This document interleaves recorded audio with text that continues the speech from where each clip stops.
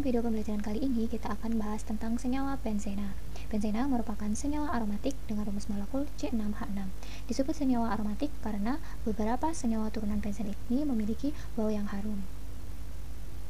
Struktur benzena. Pada tahun 1865, kimiawan dari Jerman, Kekulé mengusulkan rumus struktur benzen berbentuk siklik atau rantai tertutup dan segi 6 beraturan dengan sudut antar atomnya 120 derajat. Kekulé menggambarkan struktur benzena sebagai berikut.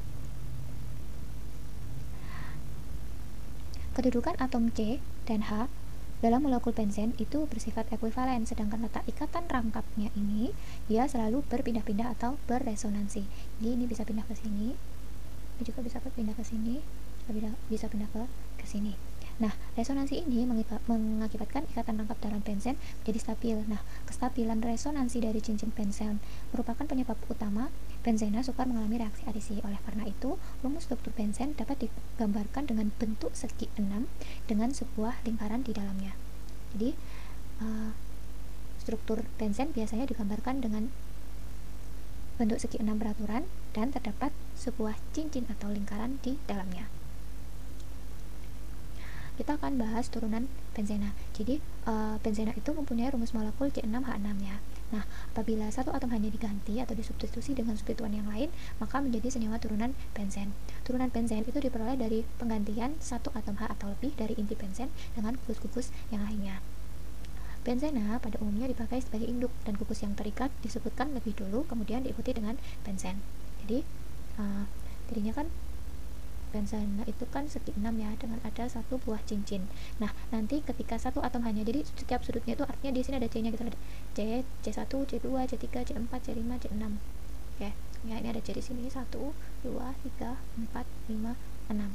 Nah, apabila satu atom hanya itu diganti dengan atom Cl, maka senyawa ini merupakan senyawa klorobenzena. Jadi disebutkan lebih dahulu gugus yang terikat, baru dengan diikuti nama benzena. Struktur ini punya nama klorobenzena.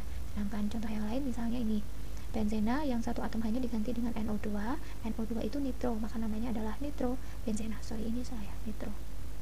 Nitrobenzena. Nah, ini ada beberapa senyawa turunan benzena yang mempunyai nama khusus yang lebih lazim digunakan. Jadi kalau ada benzena mengikat gugus hidroksil atau OH, namanya adalah fenol. Mengikat gugus CH3 namanya toluena. Mengikat NH2 namanya anilina. SO3H itu asam benzena sulfonat. COOH ini gugus asam karboksilat ya, berarti namanya jadi asam benzoat. Ini CHO atau aldehid, makanya namanya adalah benzaldehid. Begitu pula untuk struktur yang lainnya. Silahkan kalian hafalkan sendiri. Oke, kalau ada dua substituen, untuk dua substituen posisinya itu diberi awalan ya. Jadi ada orto, ada meta, dan ada para. Orto itu untuk posisi 1 dan 2, meta untuk posisi 1 dan 3, para untuk posisi 1 dan 4. Perhatikan contoh berikut ini. Misalnya ada benzen yang ada dua substituennya ya. Di sini ada benzen ya, kemudian atom hanya diganti dengan Br dan Br. Jadi ada dua substituen. Substituennya adalah Br. Nah, Br di sini berarti ini posisi nomor 1 dan ini posisi nomor 2 ya. Jadi boleh sih sini 1 sini 2 juga nggak apa-apa. Nah, berarti senyawa ini dia punya nama 1,2 di bromobenzena ya, karena ada bromonya, Br itu bromo, ada 2 berarti dia 1,2 di bromobenzena, atau 1 dan 2, posisi 1 2 itu kan orto ya, nama lainnya berarti O di bromobenzena. Perhatikan contoh yang kedua di sini. Ketika ada benzen yang mengikat dua substituen, ada Cl dan ada NH2, maka manakah yang berada di posisi nomor 1? Yang berada di posisi nomor 1 itu sesuai dengan prioritasnya. Jadi urutan prioritas penomoran untuk beberapa substituen itu dimulai dari sini nak. Semakin ke kanan dia semakin turun prioritasnya. Jadi yang didahulukan COOH, SO3, CHO, CN, OH, NH2, R, NO2, dan X. R-nya di sini itu alkil ya. Jadi R-nya di sini dia alkil. Sorry, nulisnya nggak jelas ya. Oke. Jadi R itu dia adalah alkil. Alkil tuh kayak CH3, metil, etil gitu ya. Kemudian X-nya ini untuk halogen. Halogen itu bisa Cl, bisa Br gitu. Unsur halogen, unsur golongan 7A. Nah, Berarti ketika ada Cl dan ada NH2, manakah yang lebih prioritas? NH2 di sini, Cl di sini ya, dia ngikutnya halogen. Berarti yang nomor 1 adalah yang NH2 ya. Ini ya, prioritasnya lebih tinggi NH2 dibandingkan dengan unsur halogen. Berarti ini di posisi nomor 1, 2-nya di sini, baru 3-nya di sini. Gitu. Nggak mungkin ngitungnya ke bawah sini ya, tapi ke atas ya. Jadi posisinya tetap kecil 1 dan 3. Nah, arahnya berarti kan posisinya di nomor 1 dan 3 ya. Berarti nama senyawa ini adalah ada Cl di nomor 3. Berarti 3 kloro, sedangkan ini ya, ini kan prioritasnya di NH3, NH2-nya ya. NH2 tadi namanya anilin. Nah, maka namanya 3 kloroanilin karena posisinya di nomor 1 dan 3. Nama lainnya yaitu M-kloroanilina. Nah, sekarang perhatikan contoh yang ketiga. Sama, di sini ada dua substituen, ada Cl dan ada OH. Prioritasnya duluan mana? Apakah Cl atau OH? OH di sini, Cl di sini. OH di sebelah kiri ya, berarti OH yang menjadi prioritasnya. Oke, ini nanti induknya. OH itu fenol ya, nak. Tadi namanya fenol ya. Kalau kamu lupa, ini tadi kan anilina. Oke. Berarti ini yang lebih prioritas OH-nya, berarti dia di posisi nomor 1. 1, 2, 3, 4. Cl-nya di nomor 4, berarti namanya 4 klorofenol atau 1,4 itu kan para ya. Maka namanya adalah P-klorofenol. Nah, untuk benzena yang dia punya 3 substituen, untuk 3 substituen atau lebih, awalan orto, meta, dan para itu nggak diterapin lagi. Tapi posisi substituen itu dinyatakan dengan angka. Urutan prioritas penomoran masih sama ya kayak tadi. Ya, semakin ke kanan dia semakin turun prioritasnya. Nah, ibu kasih contoh. Misalnya ada senyawa dengan struktur seperti ini. Oke, ya. Nah, penomorannya ya, di sini ada 3 substituen tapi sama semua ya. PR itu bromo ya. Jadi kita tinggal tentukan posisinya. Posisinya lebih ke kanan sini, nak, ya. Jadi ini posisi nomor 1, ini posisi nomor 2, ini 3, ini posisi nomor 4. Berarti ada PR di posisi nomor 1, 2, dan 4. Ngitungnya nggak dari bawah sini ya, karena kalau dari bawah sini masa PR-nya nanti di posisi nomor 6, nggak ya. Posisinya nomornya harus kecil juga, sama kayak biasanya, sama kayak di tata nama alkana, alkena gitu. Nah, berarti senyawa ini dia mempunyai nama 1, 2, 4, karena ada 3 berarti tribromo benzena. Nah, gitu. Contoh yang lain, misalnya senyawa ini ada 3 substituen nih, ada OH, ada Cl, sama ada Cl. Prioritasnya mana? OH dan Cl duluan siapa? OH di sini ya. Cl-nya maksudnya unsur X ini ya, halogen ya. Berarti utamanya adalah yang ini ya. Benzen yang mengikat OH namanya adalah fenol ya. Oke, berarti ini di nomor 1. Oke, berarti 1, 2, C nomor 2, C nomor 3, C nomor 4. Oke, berarti ada cabang Cl di nomor 3 dan 4. Berarti senyawa ini punya nama 3,4 karena ada 2 ya. Karena ada 2 berarti dia di kloro. Gugus benzenanya apa? Gugus benzenanya adalah fenol. Berarti senyawa ini punya nama 3,4 di klorofenol. Gitu. Buka sih contoh satu lagi. Nah, di sini ada 3 substituen, ada NO2, ada NH2, dan ada Cl. Kita lihat nih di prioritas ini, manakah yang lebih ada di sebelah kiri? Yang lebih kiri berarti dia yang lebih diprioritaskan. NO2 di sini, NH2 di sini, kemudian Cl halogen di sini, berarti NH2-nya ya. Oke, ini nanti sebagai induknya ya.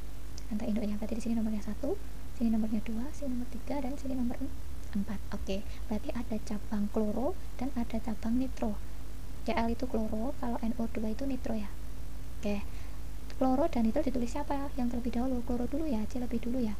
Berarti ada cabang kloro di nomor 2, 2 kloro, kemudian 4 nitro, baru kemudian gugus benzenanya, gugus induknya, rantai induknya adalah NH2. NH2 itu anilina. Oke. Benzena yang terikat pada rantai karbon. Jadi, apabila cincin benzen terikat pada rantai alkana bergugus fungsi atau rantai alkana dengan 7 atom karbon atau lebih, maka rantai alkana tersebut sebagai induk, sedangkan cincin benzennya sebagai substituen atau kembangnya benzennya sebagai cabang. Contohnya misal ini. Nah, di sini ada rantai alkana nih dengan C sebanyak 7. Kemudian ada benzenanya di sini ya, ada cincin benzen di sini. Nah, karena ini C-nya lebih dari 7, maka karena C-nya di sini ada 7, maka dia sebagai rantai induknya, sedangkan benzenanya dia sebagai cabang. Berarti ada cabang ini di nomor 2. Itu namanya adalah fenil. Berarti senyawa ini punya nama gugus fenilnya terikat pada C nomor 2. Berarti 2 fenil alkana dengan C7 itu namanya heptana. Berarti senyawa ini punya nama 2 fenil heptana. Benzena mempunyai sifat berbeda dengan senyawa hidrokarbon lain. Sifat-sifat benzena dibedakan menjadi 2, yaitu sifat fisis dan sifat kimia. Kita bahas satu persatu. Sifat fisis benzen adalah sebagai berikut. Benzena merupakan senyawa nonpolar yang tidak berwarna, berbau khas, dan mudah menguap. Nah, benzena ini larut dalam pelarut organik seperti CCl4 atau karbon tetraklorida, dietil eter, dan heksana, tetapi tidak larut dalam air. Titik leleh benzen 5,5 derajat Celcius, sedangkan titik didihnya adalah 80,1 derajat Celcius. Untuk sifat kimianya, uap benzena itu bersifat toksik dan sedikit karsinogenik. Benzena dapat dioksidasi sempurna menghasilkan gas CO2 dan H2O. Reaksi ini menghasilkan jelaga yang cukup tebal karena terbentuk banyak partikel karbon. Benzena tidak dapat dioksidasi oleh Br2, H2O, dan KMNO4, tetapi dapat diadisi oleh H2 dan Cl2 dengan bantuan katalis Ni. Atom-atom H pada molekul benzen itu dapat disubstitusi oleh atom atau gugus atom menghasilkan senyawa turunan benzen. Reaksi-reaksi pada benzena. Yang pertama yaitu halogenasi. Pada reaksi halogenasi, atom H digantikan oleh atom halogen. Pada reaksi benzena dengan klorin akan menghasilkan klorobenzena. Reaksi yang kedua adalah reaksi alkilasi. Reaksi alkilasi merupakan reaksi antara benzena dan senyawa haloalkana dengan katalis AlCl3. Pada reaksi alkilasi, atom H dari benzen diganti dengan gugus alkil. Yang selanjutnya adalah nitrasi. Reaksi antara benzen dengan asam nitrat pekat atau dengan bantuan katalis asam sulfat pekat akan menghasilkan senyawa nitrobenzena. Reaksi yang keempat yaitu sulfonasi. Reaksi sulfonasi merupakan reaksi penggantian atom H dengan gugus SO3. Sulfonasi antara benzen dengan asam sulfat pekat akan menghasilkan asam benzena sulfonat. Reaksi yang keempat yaitu reaksi asilasi. Reaksi asilasi merupakan reaksi substitusi atom H oleh gugus asil. Reaksi yang keenam yaitu reaksi adisi. Benzena dapat mengalami reaksi adisi oleh hidrogen maupun klorin.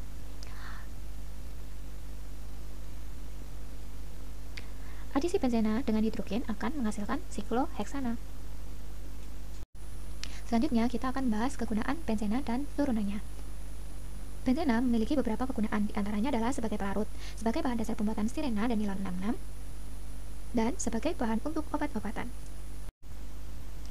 Senyawa turunan benzen juga mempunyai banyak manfaat. Senyawa turunan benzen yang pertama yaitu toluena. Toluena digunakan sebagai pelarut, dia juga digunakan sebagai bahan dasar pembuatan asam benzoat. Selain itu, toluena juga digunakan sebagai bahan dasar pembuatan bahan peledak seperti TNT atau trinitrotoluena. Senyawa yang selanjutnya yaitu fenol. Fenol digunakan sebagai desinfektan atau pembunuh kuman pada pembersih lantai. Selain itu, fenol juga digunakan sebagai bahan dasar pembuatan cat warna. Dia juga digunakan sebagai bahan dasar pembuatan polimer. Senyawa yang lainnya yaitu anilin. Anilin digunakan sebagai zat warna pada batik, katun, dan tinta. Sedangkan senyawa benzaldehid biasanya digunakan sebagai pengawet dan bahan baku pembuatan parfum. Senyawa yang selanjutnya adalah asam benzoat. Asam benzoat digunakan di industri makanan sebagai bahan untuk pengawet makanan. Sedangkan stirena sebagai bahan dasar pembuatan polimer sintetik yaitu polistirena. Polistirena ini merupakan bahan yang banyak digunakan untuk membuat insulator bahan penyekat listrik. Juga digunakan sebagai bahan boneka, sos sepatu, piring, cangkir, dan styrofoam. Senyawa yang lainnya yaitu asam benzena sulfonat. Turunan senyawa asam benzena sulfonat yang penting adalah sakarin dan benzena sulfonamida. Sakarin biasanya digunakan sebagai pengganti gula bagi penderita kencing manis atau diabetes mellitus.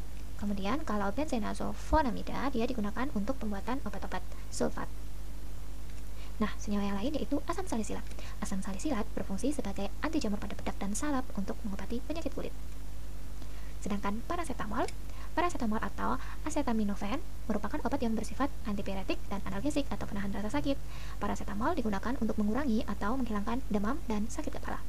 Sekian video pembelajaran dari Bu Ayu, sampai berjumpa di video selanjutnya. Terima kasih.